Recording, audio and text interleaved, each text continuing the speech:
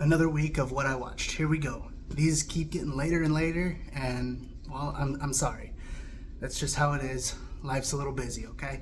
First up, we have Penguins of Madagascar, and this was from 2014. It's goofy, it's light, it's silly. It's an animated movie about the penguins from the Madagascar movie.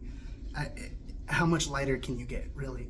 I thought that it starts really strong, but it kind of falters in the middle. It gets way too convoluted. I think that the North Wind is unnecessary. They're not really compelling as characters at all. Dave, I liked him. He's cool, but he's also a little out there, I would say. I love the first part with the baby penguins. That was just great, and it really hooks you in. The end was okay too. I mean, so it really starts up here, goes down here, and it kind of saves itself right there in the middle or at the end there a little bit. Overall, I liked it enough to where if my son would want to watch it later, I would absolutely put it on for him. But it's not one of my favorite animated movies. I gave this one a 6 out of 10. Moving to my next one, we didn't go anywhere. We sat at home and watched Trolls from 2016, the original Troll, or the first Trolls, with Anna Kendrick, Justin Timberlake, whatever. Now, this one, it's beautifully animated. I gotta say that. The felt on everything, just the fabrics, it looked really cool. And I mean, it goes along with the whole scrapbook motif that's throughout the movie. I really like the Bergens. I think their design's really cool, and I love the King Gristle. He's great. I think he's my favorite, or one of my favorites throughout the whole story. It's upbeat, it's light, it's fun. The singing is great. The songs, they're fine, they're good. Yeah, what else can I say about this? It's one of my, I don't know if I'd say one of my favorite animated movies, but it is up there. It's really good, and I recommend it. I gave this one 7 out of 10. Moving on to some live action ones. This one's a little more serious. It's called Woman of the Hour. It's from 2023. This one is by Anna Kendrick, directed by Anna Kendrick, and starring her as well. She does fantastic. I enjoy everything she's in, just like Trolls. I mean, The Accountant's one of my favorite movies, and she's in that one.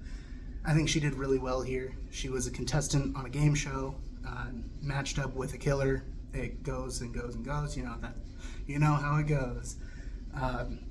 I think the most surprising part to me was learning that this was an actual case. I didn't realize that until, looking it up, because I wanted to see the whole cast. I wanted to see who played Rodney.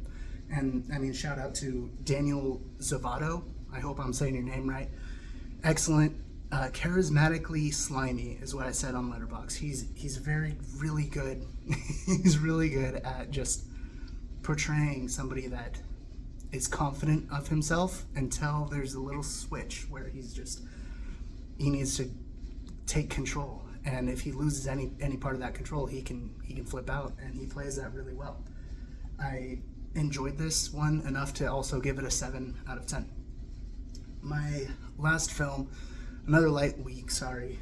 My last film was Adult Beginners, and I might get a lot of flack for this, but it gave me the sort of skeleton twins effect. I thought this was going to be a straight comedy throughout.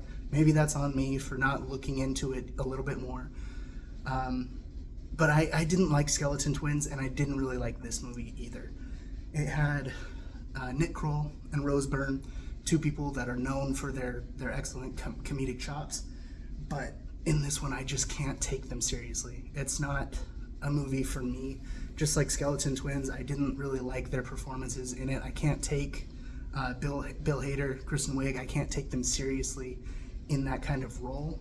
And maybe it's because I went into it expecting something different than what I got. So, that's just where I went with this. I felt like the plot was a little bit contrived. I didn't enjoy the whole the cheating bit and the drama it lasted way too long, I think, and it was just prolonged. It was unnecessarily dragged out, and I really thought that they could have done a better job of just making it short and concise. I know it's only 90 minutes, but I feel like it could have been 70. It wasn't great. I'm sorry. 3 out of 10 for me. That's what I have this week, and I mean, let me know if you like these movies. Let me know what you thought of them. If you have seen them, follow me on Letterboxd. I am at Devin S. And I mean, subscribe to the channel. I'll see you guys next week.